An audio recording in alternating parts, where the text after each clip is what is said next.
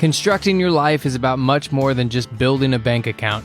Each week, join real estate entrepreneur and mindset coach Austin Linney as he interviews guests who are constructing their dream lives and impacting the world around them on a daily basis. If you're an entrepreneur or wanting to start a business, or you just want to hear motivating stories of how others have overcome the odds, you are in the right place. And now for your host, Austin Linney. Welcome back to Construct Your Life. This is Austin Linney. We got a special guest here today, a close personal friend of mine. Annie, how you doing, Annie? I'm so good. I'm so excited for this. I'm so excited. We're just so giddy. So, guys, we've known each other for quite a while. We used to work in the restaurant business together. She is a health and wellness coach, body, mind, and soul, online, personal training. She's a coach's coach, so she coaches other coaches. So we're going to have a real interesting conversation here. We got a new mom as well, brand new mom here. The only person that I think can compete with me for how much she travels. But she makes no excuses about working out. So we're going to get into depth. So why don't you tell everybody a little bit about your backstory, and then we'll just kind of go from there. Sure. Before I do, and I have to flip it on its head right now. And you knew I had to do this. So here's a really cool thing. For those of you that do listen to Austin's podcast, you probably know this about him, but my perspective of this podcast is way cooler than anybody else thinks. Because it was probably 2 years ago, almost to the date, that we had coffee. I was going to bring it up later, but you're just going, all right, let's go. We're going, all right. I'm doing it because I get to, it's rare that somebody gets to talk about the host in a way, in a viewpoint that I get to. Right. And so coming from the Austin that I knew 2 years ago, I never in a million years would have expected that I would have gotten a reach out message from you asking me to be on a podcast that you were hosting. I am talking like, God, you are a different human being now than you were 2 years ago. And I think it's a really beautiful thing to witness, to know, this chaotic life that you had. I mean, it was chaotic. You spoke fast, you spoke angry, you spoke in this way that was like, I felt like when we had coffee that day, I kind of grabbed your shoulders, like metaphorically speaking. It was like, you need to calm the F down. And we need to dig into why you are the way that you are. And so I think it's really cool to be in this space right now, and to get to be on the receiving end of it. So we can dive. Right. We can dive back. No. We're gonna dive into it now. Well, I was gonna save it to the end and I might get emotional, so everybody just deal with it. All right. So true story, guys, and she will take no credit for it, even though I think, has played a big part in it. I don't even know what happened, but I was in the area. Some reason I texted you, and you said I'm at this coffee shop, and you're like, whatever, and then I just showed up, and it was a random Tuesday, Wednesday, whatever day it was. And we sat there. God, we had to sit there for like an hour plus. And guys, if you don't know me, I'm kind of they labeled me as the rhinoceros. Like, I move through life really quickly, aggressively. And for whatever reason, nobody affects me. You don't chink the armor down. And I don't know what it was that day, but this woman changed my life. I mean, it's simple as that. We had an hour conversation. I think I cried multiple times. And she just said, I've known you for 2 years or 3 years. We work together. You're just aggressively angry about everything, and you're never happy. And, what does that look like? Like, why is that a place? And then, I started talking about my dad. I started talking about all these things. And for whatever reason, the armor came down, and I left that conversation forever changed. And that was what started me getting sober.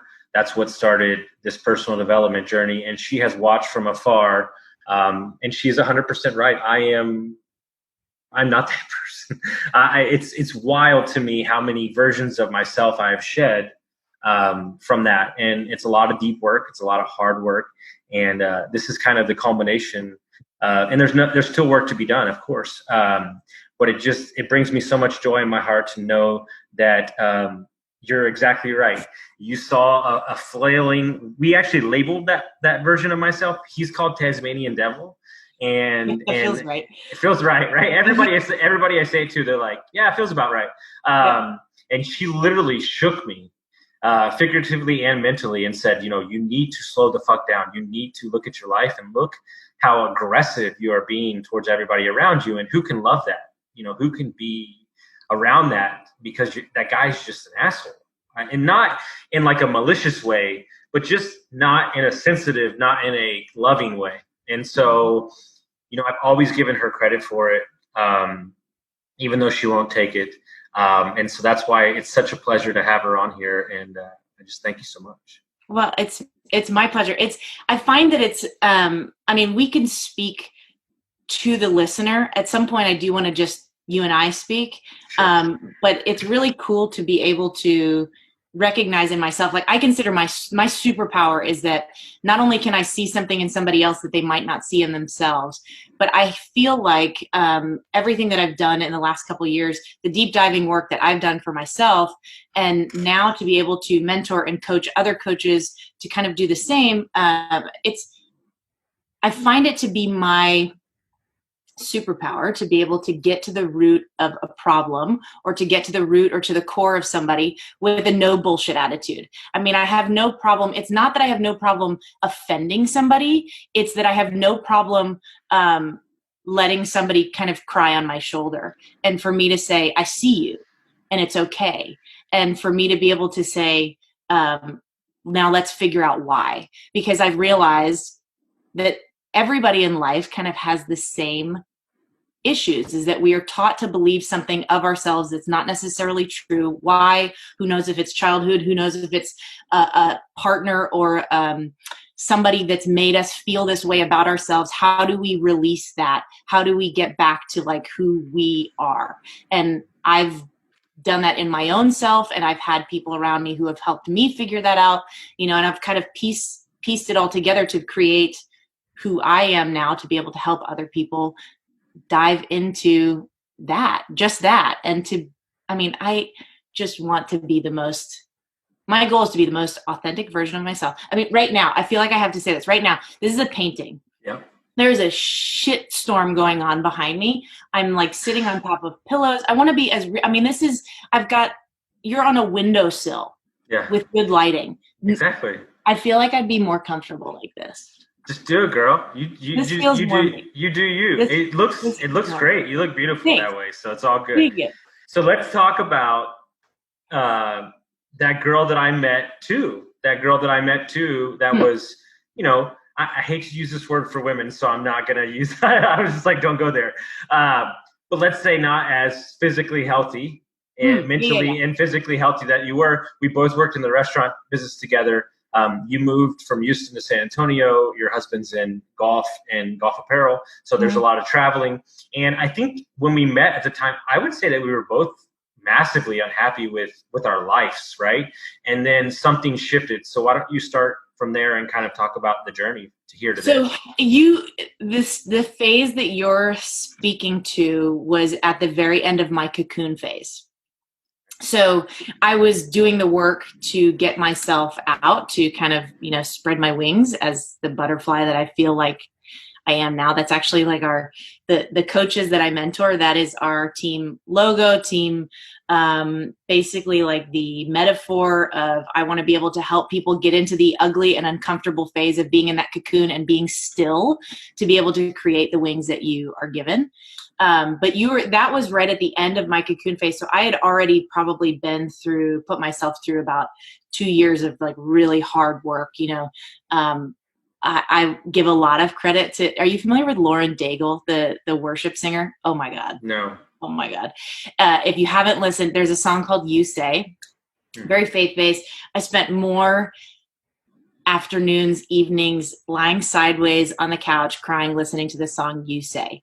And it's just the most beautiful idea of who God says that I am. And that's all that matters.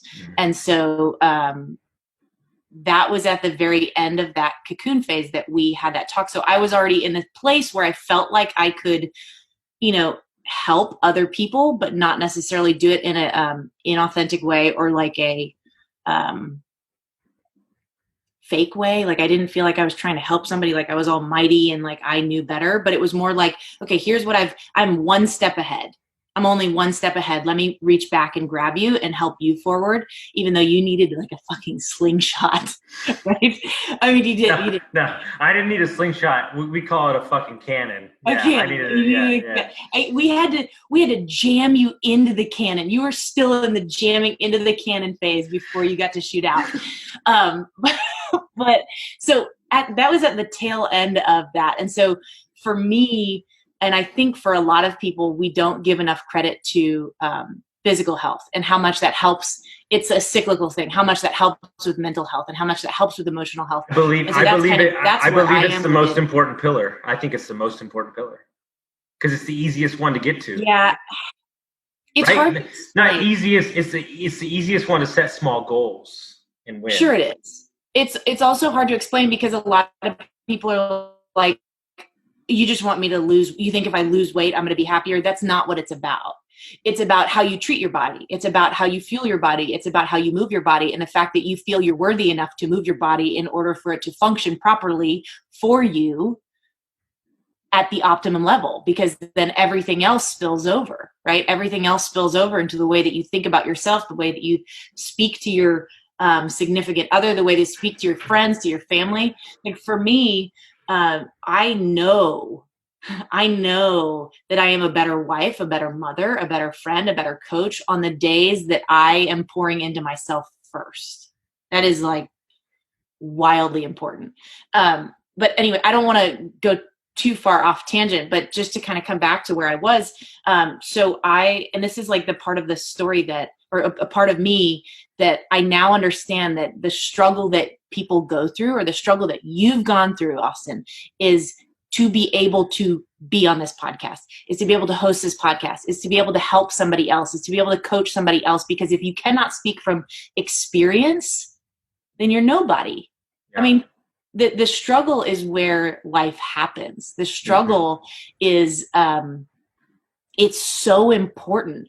And we are so quick to just push it off, to numb, to cope, to avoid, instead of just sitting in it and accepting that you're struggling and to get to the root of whatever it is that you're dealing with and to move forward, which is why I know now that you are where you are because you sat in your own shit and you were okay with that.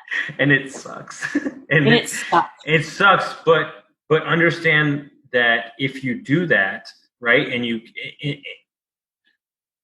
like I've had so many just personal failures, so many rock bottoms, and I look at it and the guy that's coaching me right now is like, yeah, but they don't stand a chance against your story, bro. So when you're coaching somebody, you're like, hey, that's weak shit, bro. I got you. Like, I'll it's not from a place of ego. It's just from a place of like, hey, I'm telling you that, hey, it's not that bad. We're going to get through this. Because I've been there. Right. Yeah, exactly. Yeah. And it's all relative. Right. And so, but you wouldn't be able to help somebody with a drug and alcohol addiction. I can't help somebody with that, but you can. And how powerful is that to say, I know your pain because I've felt it. And here's how I've gotten through it. I mean, there's nothing more beautiful in the world than being able to tell somebody, look them in the eyes and say, you're not alone. And really, like, the most powerful words that you can tell somebody is me too. Like, I've been there. I get it because I've literally been in your shoes. It may look different, but, and not only have I been in your shoes, but I'm now on the other side so that I can help you through that. And so at the time, I couldn't necessarily help you specifically. Like, that coffee shop moment wasn't, it wasn't me saying I've experienced what you've experienced. It was me saying, I'm a human. I see your faults and it's okay. And I want you to know that it's okay. But here, let's deep dive into why it is that you're in so much pain and why it is that you're, outwardly expressing so much pain to other people. And I also felt like I was okay if you like blasted off in my face, because I was at that point strong enough that I wasn't going to be offended if you were like, screw you, you don't know anything about me, blah, blah, blah. And I was going to be okay with that because I knew that it didn't have anything to do with me. Sure. That it was me just as a friend being able to be like, listen, something's not right here. No, 1,000%. Two things. One of the best books I've ever read, Don McGee's Ruel, a junior. He got trained by Eckhart Tolle, called The 5 Levels of Attachment. Game changer. But the more important thing, I had a business coach that I highly respect. I mean, this dude he's up there managing, like he coaches like high-end CEOs, high multimillionaire. He said, if you walk around this world and understand that everybody you run into is hurt, you won't be attached anymore to their feelings. Because when somebody attacks you, even when I attack somebody, you're knocking a trigger into me, and the mean guy's coming out. And so you just say, okay, I'm sorry that you feel that way. I can't do anything about that. And then you move on. And that's the biggest lesson I've learned about the podcast. I can't look at the stats. I can't worry about because what I might say today might not land for you for 6 months from now. But I just have to say what I say. And then it's the same thing in coaching that I've learned. I read a book called The Coaching Habit. Fantastic read, 3 hours, super quick. He said the key to true coaching is less advice, more questions. Like I can't force you to change, but I can be there to support your change, and you have to understand it yourself. Exactly. Yeah. And you realize, like, again, back to that coffee moment, like I didn't tell you anything. Yeah. I asked you the right questions. And I knew that was kind of how I had to get into the root of it. And also at the same time, while you're saying that about your podcast, somebody could listen to this right now and be like, who are these idiots? They don't know what they're talking about. And then they could listen to it tomorrow and they're more ready to receive what we have to say. I mean, it's also all about who is on the receiving end and how you're able to listen to somebody. Because sometimes tough love, it goes like, it sits like a brick on your chest and you can't handle it. And then sometimes you're like, they're right. They have my best interest out for me. I need to listen to what they're saying. I mean, it's on the receiving end. If you're not ready to listen to something, then nothing will get through to you. I could say the same thing to you 10 times over. I mean, quite literally, in the beginning, that was kind of where we started, was like, dude, you need to work on yourself. You need to get to the root of it. And it was like, I know, but how? I know, but how? Or I know, but I'm not ready yet. And now, because it came from you, you're going off the deep end of doing the hard work, right? And so you're off the deep end of putting in the work to yourself, because now you realize that you're worthy of putting in that work and that life doesn't have to be what it was. Yeah. So damn hard. I mean, that's like the most badass thing that you can figure out, is that your life doesn't have to be the way that you think it has to be. Your life doesn't have to be the way that your dad told you that it had to be, or that he made you feel like it had to be. And your life can be what you want it to be, not what you thought it needed to be. 1,000%. I mean, it's a beautiful thing, because and just from reference point for me, because I always put the mirror on me, what used to happen is something would land wrong with me, or somebody would say something, and it was a 3-week to a month, 2-week downward spiral, right? And now what I do is I say, okay, all right, what fault do I have on it? Extreme ownership. What fault do I have on it? I address it, and then it's gone in like 30 minutes to an hour. And like, that's the game changer, because then you're picking up, you're still moving, right? Because it wasn't until the whole thing with my dad and the divorce of my parents, it wasn't until took 20 years, by the way. It wasn't until I took my ownership of my fault in it that I released it. Like, it's the truth. Because what you got to understand is that everything that happens to you, everything, the shitty marriage you're in, the shitty relationship, the shitty job, the alcoholism, all that shit is your fault. And that's really hard. All the guys I coach, I let them fucking say their shit. And then at the end of the call, I'm like, yeah, and it's your fault. And they're like, what the fuck? Like, what? No, it's your fault. Like, you tolerate what you tolerate, you get. And so from your partner, from your boss, and I would imagine as you're changing in yourself and you're switching the coaching, I would imagine, and I'm not saying, I'm not trying to get into your marriage, but I would say like that the marriage is because you're feeling better about yourself. You're standing taller. I would imagine that the relationship is getting better and you're healing that part on and on, right? Mm-hmm. Yeah. Yeah. It's a beautiful thing when you can realize that you actually do have control of your life.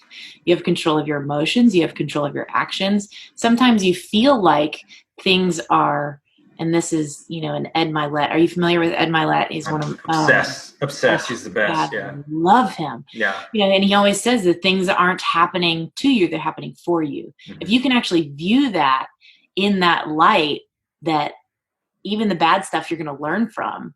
I mean, I say that all the time about, just last night, I had a conversation with a new mom who is also a stepmom.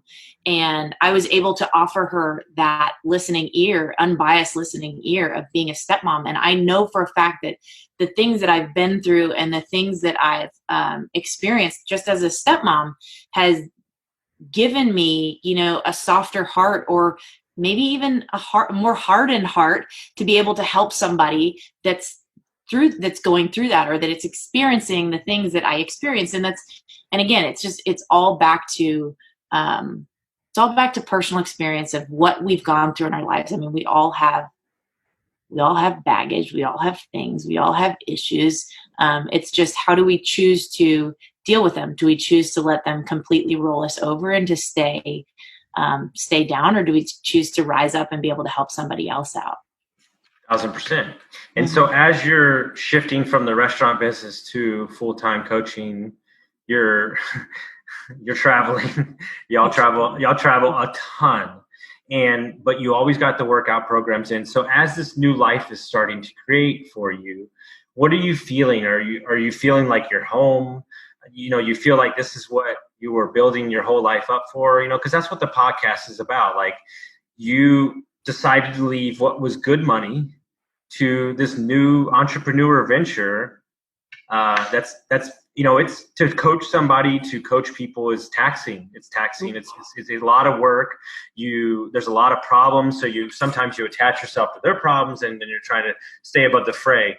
So as you're getting started in that business, what are you knowing about yourself as you continue to push farther and farther in? That's a good question. I feel like you're never off, right? When you're trying, one of the hardest things to do is never change somebody's life. You're literally working to help somebody realize in themselves what they don't see yet. And so, one of the coolest things about our travel, that first year, it was like, and again, looking back at it now, I realize that everything in that first year and the amount of distraction that we had while traveling, and the amount of efforts that we had to put forth to keep things steady, both, physically, emotionally, mentally, in our marriage. Looking back, it was the best thing that happened to us. It was the coolest thing that happened to us. So my husband is a sales rep for a men's golf clothing line. And so his territory stretches, and if you don't know Texas very well, this isn't going to make sense if whoever's listening to this, but it stretches from El Paso all the way through the most eastern side of Louisiana and the southern half. And so it's like 14 hours. Yeah. It's insane. So we would be on the road all the time. But the cool thing is that our marriage went to an entirely new level because we got to do deep diving on the road. We got to listen to personal development. We got to just sit and talk with the radio off. And halfway through that travel was when I got pregnant. And so we got to dream together. We got to think about what our life was going to be like with a baby of our own. And we got to do these things that most couples don't have that opportunity to be able to do, to be around each other. It works for us. We worked together before we were in a relationship. And so we knew what that was like to be around each other. And we really thrive off of each other. And so being on the road for that whole year, while it was crazy, it was the coolest thing for us because we got to spend so much time together. And then I got to, my job quite literally is wherever, whenever, as long as I have Wi-Fi or just use the data up on my phone. Like I get to connect with people through, I pretty much live on Instagram and in my text messages and things like that. And so I'm always accessible that way. But yeah, it was the coolest thing to be able to grow together, but also grow individually on this like constant circular motion, instead of having things, and I realize this as I'm saying it, instead of having the stability of being at home, of having an office, of having things like set around me and just me being the only moving part, everything was a moving part. So I had to learn how to bob and weave and get up earlier to either get my workout in or get up earlier to plug into my coaches or do things that like I didn't, there were so many moving parts that I knew that my vessel of me was the only thing that was certain and steady and consistent. And so I worked even harder on that to be able to get myself to where I knew that things were going to be swirling around me. So how did I center myself? The coolest metaphor for meditation, which was something that I had started, and I'd love to dive into that with you. The coolest metaphor that I've ever heard about meditation, which I accredit so much of my like centeredness to. It was so freaking hard for me in the beginning. It was so challenging, but it's the idea that we are oak trees, right? And so oak trees, the roots run super deep. And so every single time we meditate, every single time that we work on our physical selves, every time that we fuel our body right, our roots grow a little bit deeper and deeper and deeper, so that it's not if the wind blows or if a storm comes in, it's when the storm comes in, when shit gets hard, when things are swirling around you, your roots are so damn deep that it doesn't matter. It doesn't affect you because your tree trunk is not moving. You might have some leaves that blow off. You might have a branch that snaps, but your roots are so deep that you're ready for it. And that nothing, no one will really set you off course because you're grounded in yourself. And so that for me is what meditation and movement have done. Oh my God, I can't say enough good things about it. I love it. And we'll definitely dive deep. It was something that my buddy said to me out in LA. He's a personal development healer, all this stuff. He said, Austin, when you're coaching people or who you are as a person, you're not a light. He goes, yes, you burn bright. He goes, but you're a lighthouse. Mm-hmm. He says, and you have to let the light move through you, and you're a beacon for lost souls, right? Mm-hmm. And it was like that metaphor. I was like, oh shit, that's like amazing. Like the sturdiness. Go ahead. Can I add? I'm gonna add something to that. Not only are you the lighthouse and the beacon, you're not a tugboat. Mm. You cannot bring somebody to your little island with your lighthouse on it. They have to want to do it themselves. They got to get in the boat, get in their damn canoe, and start paddling like their life depends on it. You can't bring them along. Mm. You just blew my mind. Right, you like that? Yeah, that was so good. What did you want to talk about with the meditation stuff? What did you want to go on? I don't know. I think that it just goes hand in hand with things that are hard and that challenge us, but that make us better. Let me ask you a question. You've known me for a long time. Is there any part of your fiber that thought I would ever meditate? Not even in the slightest. Like the word meditation, I didn't know that you knew how to say it. Yeah. No, it's a game changer. When shit went south, when I was still drinking, and I found out some news about my parents and stuff like that. I was a nightmare that day. I mean, nightmare. Drinking, angry as fuck. The only thing that saved me was the 10-minute meditation that morning and the next day.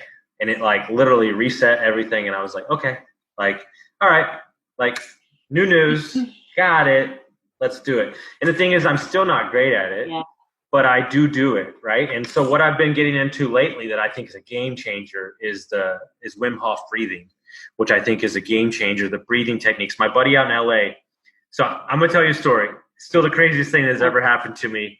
And I hope she listens to this eventually. So I have a friend out in Scottsdale. Her name is Mar. She's great. She does Ironmans and all that stuff. And we're going to ride in the morning. It's like 5 a.m. and I've got a level 10. I mean, level 10 headache. And we're about to go ride like 30 miles, 40 miles. I'm like, this is going to be terrible. And I go, do you have an Advil? And she goes, Advil, screw that. She goes, no, we're going to release it. And I'm like, do what? And she goes, we're going to release it. And she's like, somebody taught me. And I'm like, what are you talking about? And she goes, just sit on the couch. So we sit on the couch. We do a 4-minute meditation. And she goes, listen, I see you headache. I address you. Like, we're going to open a window in the front of your mind and we're going to allow you to release if you want to. No bullshit. 6 minutes later, completely gone. I believe it. I love this shit. I was like, oh, wait, this is all the mind. Like, everything is the mind. And what's wild to me is about 3 years ago, I told myself I would never get sick. Like, I don't get sick. I don't get sick ever. Like, I have made a thing. And so, guys, the reason that real estate, personal development, all this stuff is so important is this is all mindset. It's all who you are. And when you look at stuff like, well, I can't do that. Who you believe that you are. 1,000%. Yeah. Like 1,000%. And so, these little things, these people have not written these books because it's BS. Like, this stuff works and you can believe. But I think the most important thing, especially in personal development, especially in coaching, is like, I have a client, right? And he hates working out, like hates it. And he said during the quarantine, he's got back into video games. And I'm like, bro, I got the hack. You ready? And he's like, what are you talking about? I'm like, you love Call of Duty, right?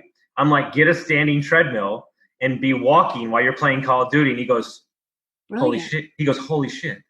Like, I could be playing what I love, and you're not even thinking about walking. Yeah. So it's like, you don't have to be like me. You don't have to be like Annie, but you have to hack your own self, Like, can you imagine how it is working for me? I come up with a million ideas every day, but my business partners have hacked my mind. They said, do not text me. Here's an Airtable sheet. You have to fill out this information and send it to us in a spreadsheet. But more importantly, I got this from my buddy Templeton, out in Arizona, because we're the same person. He goes, dude, the ideas, you gotta rein them in. He said, so here's the new rule. If you think of a new idea, you gotta sit with it for 3 days. You can't tell anybody. And if you still love it in 3 days, then you can tell somebody.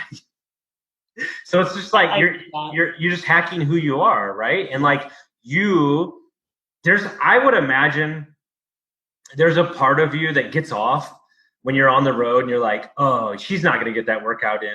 She's not going to get it done. But you're like, no, I'm going to figure it out. I'm going to lift up peas. I'm going to work out like in a porta potty. I'm just making a joke. But like, there's a part of you that likes that challenge, right? And every time you get above it, it's like, look at me. I did it. Like, well, it's because it's an additional challenge to keeping a promise to myself. Right. And so that's how we strengthen confidence, is by keeping promises to ourselves. And so for me, a physical promise, I also know how working out makes me feel. So yeah, I'm going to take on the challenge of, I'll do it in the tiniest little space in a hotel room. I'll do it, whatever it might look like. I happen to have that platform to be able to do that, and the tools to be able to do that, and the experience to be able to do that, so that I can figure something out. But it's also, I also like, I want to lead by example, right? And so I can't tell you how many times I've had now in this phase of life of being a new mom, brand new mom. I've got a 4-month-old while we're recording this. And so being able to show other women that you can get a workout in if you need to have your baby strapped to you. You can get a workout in if you only have 20 minutes and you have to, keep your baby distracted in front of you. I want to be able to show people that your excuses aren't necessarily valid, that I'm going to show you how to get around them, that you have the space, you have the time, you have the equipment, you have the things. It's up here that you're looking for. Everybody is looking for a valid reason or something in their mind to prove why their excuse is right. I can't start the podcast because I don't have the headphones. I can't start the business because I don't have the right contacts. I can't. So you're going to find a reason. Oh, see, I don't have the microphone either. Can't do it. Mm-hmm. You don't. it's up to us what we're able to do or what we prove to ourselves that we can do without the things that we think are holding us back. 1,000%. And the huge epiphany I had was, you blame everybody else. It's their fault, whatever.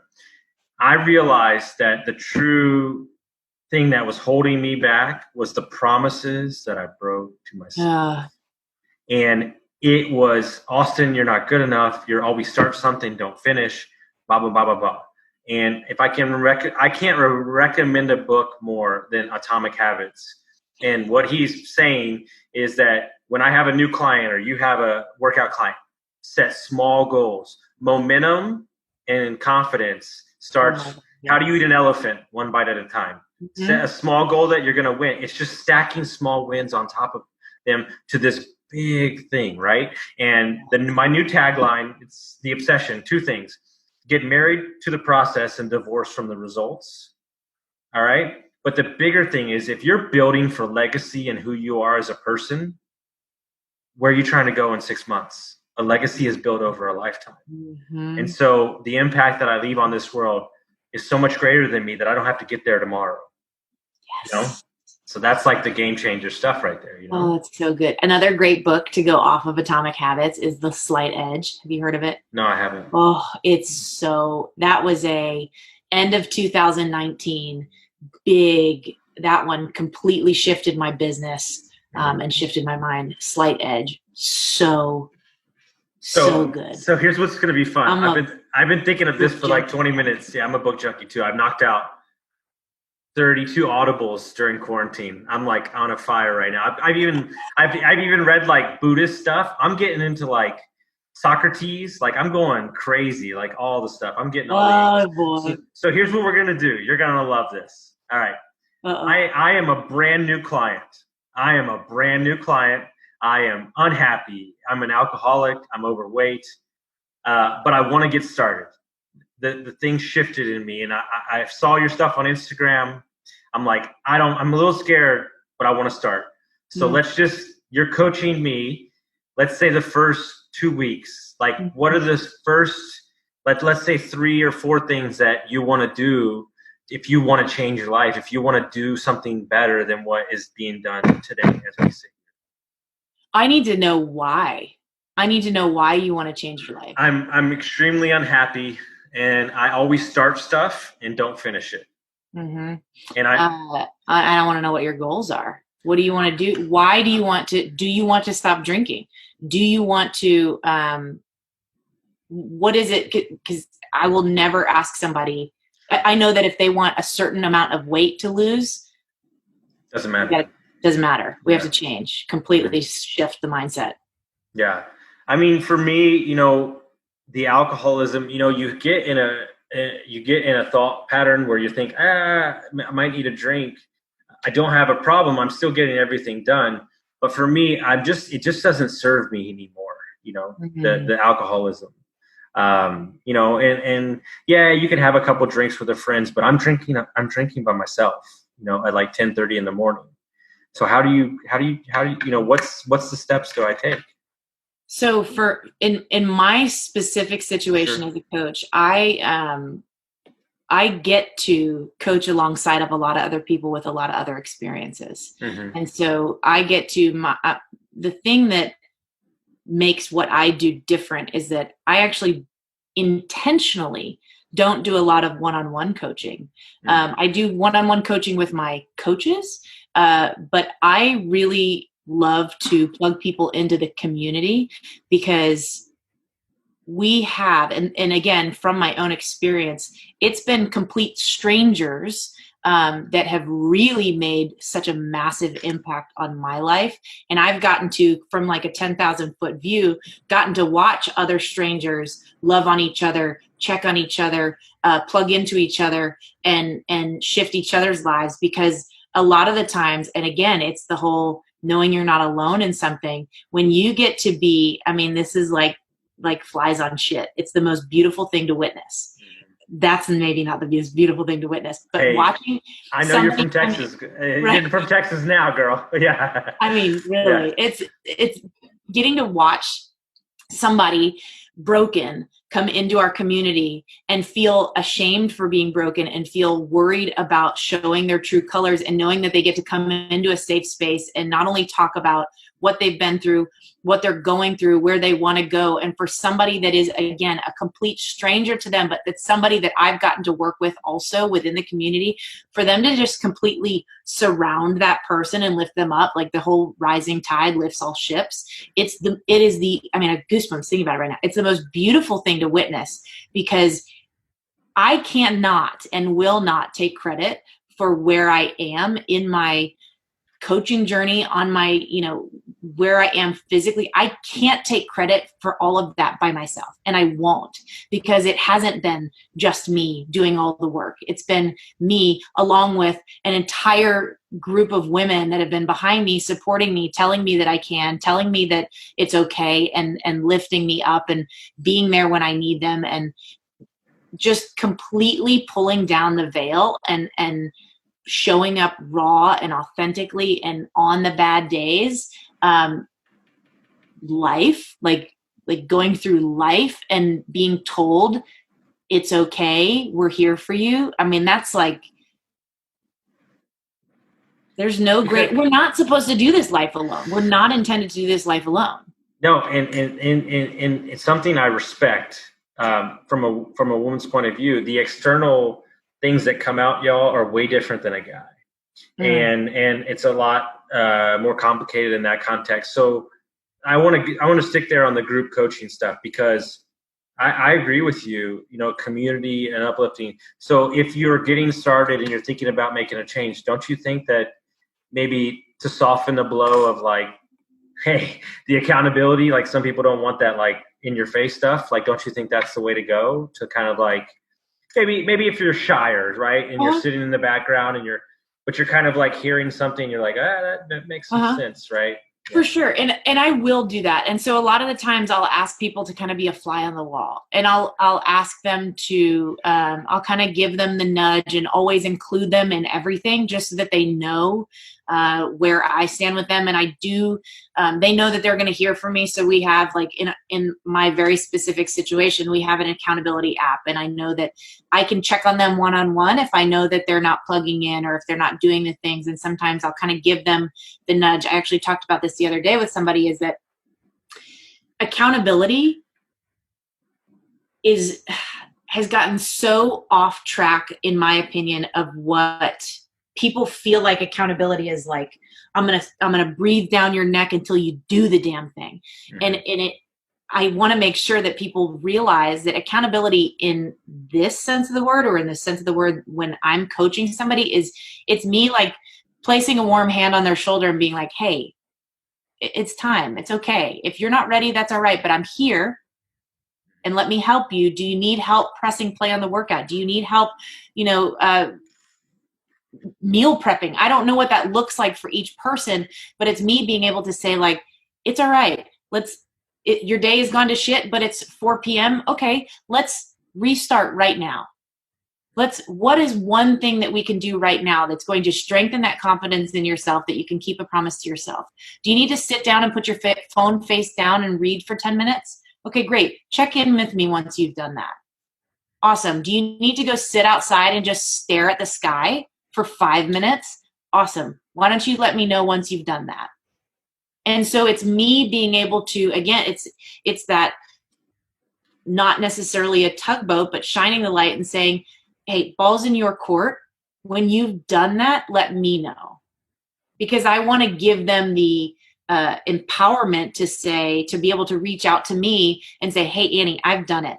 And the really cool thing is, once I've done that 1 or 2 times with that person, then they feel like they need, in a positive, beautiful way, to reach out to me when they've done that, because it's that validation of, look, I've done it again. Hey, Annie, I've done it again. And then those are the most successful people, is once I kind of give them that little bit of, that little bit of showing how, or helping how, then that's what I find to be the coolest thing ever as a coach, is when I don't say anything and they reach out to me and they're like, hey, I've lost 5 pounds and I didn't even realize it. Hey, I fit into the shorts that have been in the back of my drawer for the last 3 months. Hey, I finally broke up with the toxic relationship. Hey, I've done those things. And what's really cool, guess what? Mm-hmm. You do that. What's that? You do that for me. You reach out to me to let me know that you've done XYZ in your life. I do, yes. Without me asking. I don't have to ask how you are. That's a great point. You reach out to me. I didn't even think about that. That's a really good point.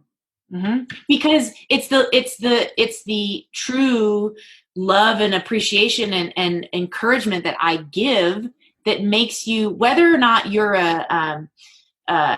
maybe words of affirmation isn't your love language, but I feel like every single person just wants to be validated, right? Mm-hmm. Wants to be like, even if it's just like a little pat on the back, in not a way that's like a, chest puffed out, look at what I've done, but it's like, you just want to be able to tell somebody like, look what I've done. And you want somebody else to be like, I'm so proud of you. Yeah. No, I'm doing NLP right now and training for coaching. And I thought the craziest stat ever was they're saying that if you as a coach believe that person will change, that's truly all you need. And I was like, so it's really about just somebody seeing you and saying, hey, and you know what I'm saying? And like, everybody needs a different level of something. Dude, don't get me wrong. There's a lot of guys that I coach that they want me to mess them up. They're like, dude, we need that text, like, go F yourself. I tell them my favorite thing to do is I said, just be mediocre. I said, it's so much easier. I said, give up on your dreams. Just be a regular person. And dude, and they text me back like, fuck. I'm like, okay, you're ready to go now? And that's what I use with these guys because they need it, right? And if I coach somebody that doesn't need that and I did that to them, it wouldn't work, right? So you have to kind of like weave the thing. But you mentioned before we started that you wanted to talk about one of your clients and you wanted to tell a cool story. So why don't you tell us that cool story? She's my favorite. Oh my God. And I know for a fact that she's going to watch this. So this is like human resiliency, strength, all wrapped up in one, like, most incredible story. So little backstory. She was a dancer. Her name's Alexa. She was a dancer. She was always in great shape. She always did she did everything. And then out of nowhere, she was in the middle. I'm going to get the details a little bit wrong, but that's okay. That's not the point here. She was in the middle of something and basically her legs gave out on her and collapsed, and basically went to the doctor and they diagnosed her with spina bifida. And so she was 26 at the time when they diagnosed her with spina bifida and said, by your 28th birthday, you will likely be in a wheelchair. And so she was really depressed by that and found herself putting on 20 pounds and feeling really sorry for herself. And somebody else within our community had been showing up. And she was friends with that person. And basically she saw this girl getting great results. And she was like, I think I want to do this. So she dove in we have a whole library of online workouts, thousands of workouts, all different kinds of styles, programs, and stuff like that. And so one of our most difficult programs at the time, especially, it was an 80-day long program, hour-long workouts. It was like literally the program to this date I've gotten in the best shape of my life from. She decided to dive into that program, which I didn't know at the time because I wasn't directly working with her, which is funny because I never would have told her to do this workout. Ever. Mm-hmm. And so it's an 80-day program, really difficult. Just a couple weeks ago, she finished her 5th round. She just had, in April, she turned 28. She's in the strongest, most beautiful, incredible, emotional, mental, everything state of her life.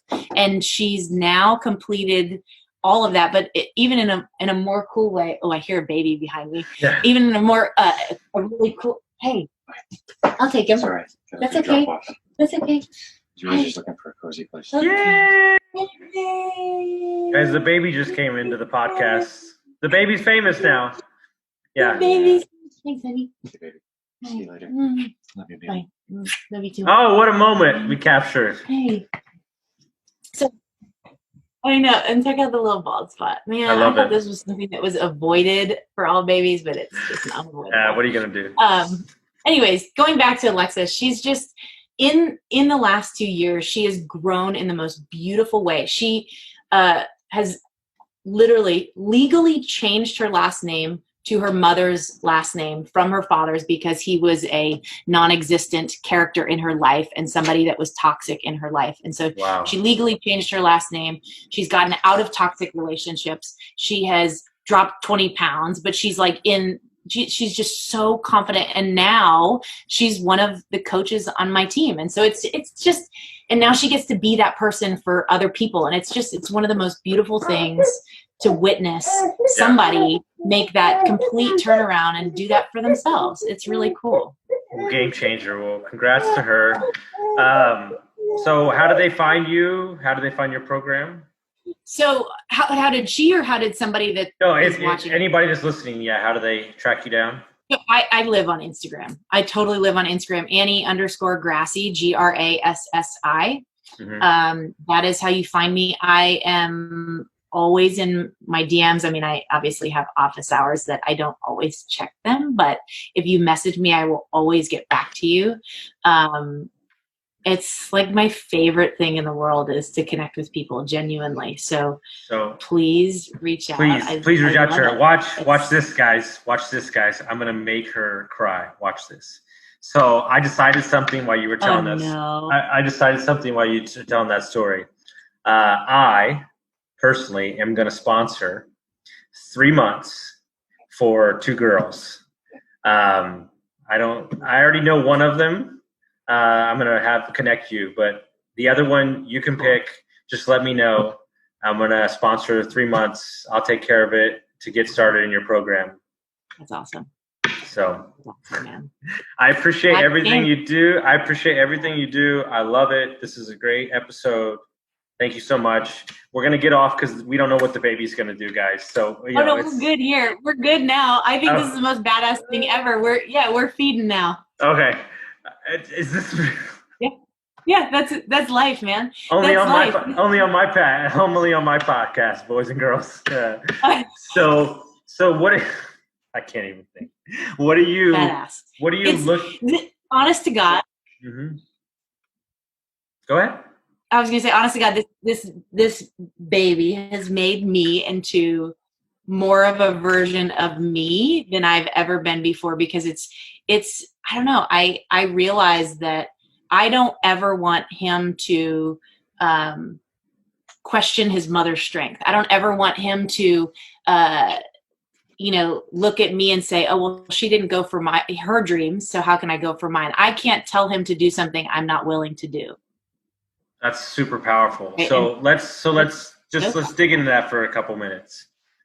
What was it about motherhood that you think's changed you the most? But more importantly, like, you have your life, you're moving Mach 30, but you've made it work. Like, I saw, wasn't the baby out on the golf course like this last weekend? Like, a 4-month-old, like, you're playing golf, and like, I respect the tenacity that you and your husband go after life with, and you're not going to let circumstances or anything hold you back. And I think it's an amazing thing.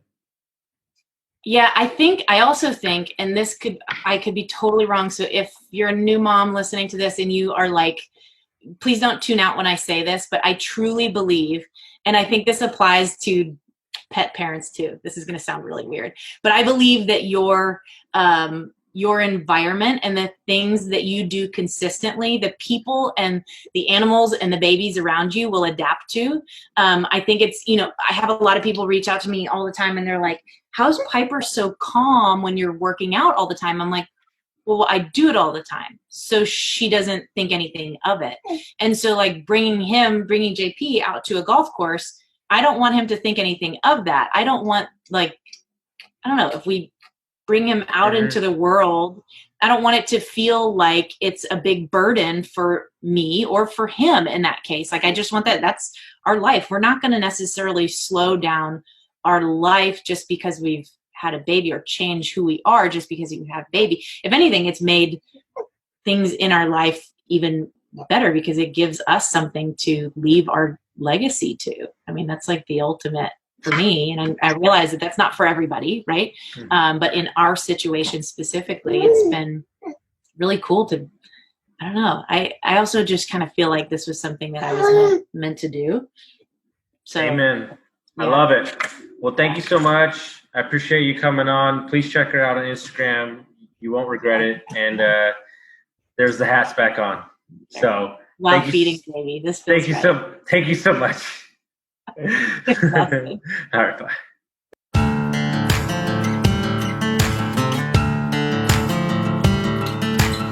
Thank you for listening to Construct Your Life with Austin Linney. If you enjoyed this episode, be sure to rate, review, subscribe, and pay it forward by sharing with a friend. Most importantly, take this opportunity to start constructing your life by taking immediate action on what you learned. For show notes, resources, and more information on one-on-one coaching with Austin, visit constructyourlifepodcast.com.